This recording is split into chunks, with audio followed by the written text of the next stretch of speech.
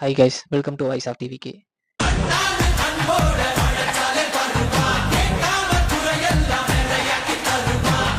நீங்க எல்லாரும் என்னுடைய ரத்த உறவு, கூட பிறந்த பிறப்பு. சாதி என்னும் சாக்கடை இங்க மாறாமாறி கிடக்குதுக்குள்ள போதாதுன்னு மதத்தை திணிக்கும் மதமா. திரு ஜோசப் விஜய் அவர்களே,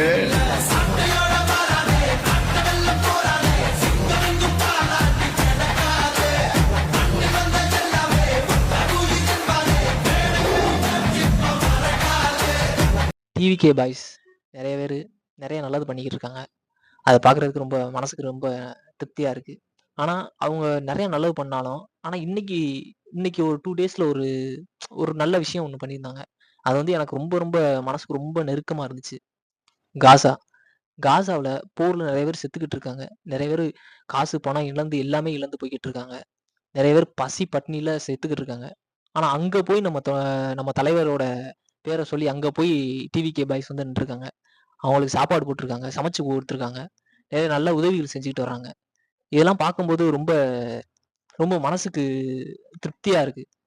பரவாயில்ல, நான் ஏதோ ஒரு தலைவன் வந்து சொல்கிற பேச்சை கேட்டு இங்கே இவ்வளோ தூரம் வந்து போய் நல்லது செஞ்சுட்டு வராங்களே, அதெல்லாம் ரொம்ப நல்ல நல்லது பண்ணுற நல்ல விஷயம்.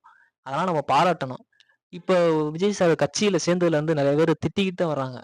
ஆனால் இந்த மாதிரி நல்லதை யாருமே பாராட்ட மாட்டுறாங்க. காசா பிரச்சனை நடிகர் சங்கத்தில் இருக்கவங்க எல்லாருமே ஒரு மீட்டிங் வச்சாங்க, பேசினாங்க. ஆனால் இதை யாருமே கண்டுக்கவே இல்லையே. நியூஸில் கூட வரலையே அதிகமாக. காசா மக்களுக்கு விஜய் சார் வந்து உதவி செஞ்சுக்கிட்டு வராரு, அது எங்கேயுமே வரலையே. இதெல்லாம் கேட்கறதுக்கு நம்ம மற்றவங்களுக்குலாம் நேரம் இல்லை. என்ன பண்ணுறது? நல்லது செய்ய வந்தாலே பிரச்சனைகள் வருது. அதனாலவே நிறைய பேர் நல்லது செய்ய மாட்டாங்க. இந்த மாதிரி விஜய் செஞ்சுருக்காரு, அதை நான் அவங்ககிட்ட தெரியப்படுத்துகிறேன். ப்ளீஸ் சப்போர்ட் பண்ணுங்க அவருக்கு. எங்கேயோ ஒரு நாடு, எங்கேயோ ஒரு காசான்ற ஒரு ஊர், அங்கே இருக்கிறவங்களுக்கே இவ்வளோ நல்லது செய்கிறாரு அப்படின்னா, இங்கே தமிழ்நாட்டில் பிறந்திருக்காரு, தமிழ் மக்களோட வளர்ந்துருக்காரு, மீனவ சமுதாயத்தை வந்து ரொம்ப மேல் நோக்கி பார்க்குறாரு. அப்போ அவங்களுக்கெல்லாம் எவ்வளோ நல்லது செய்வார் நினச்சி பாருங்க. விஜயகாந்தை விட்டுட்டோம், விஜயும் விடணுமா? யோசிச்சுக்கோங்க. 2026 உங்களோட ஓட்டு யாருக்குன்னு கமெண்ட் பண்ணிட்டு போங்க.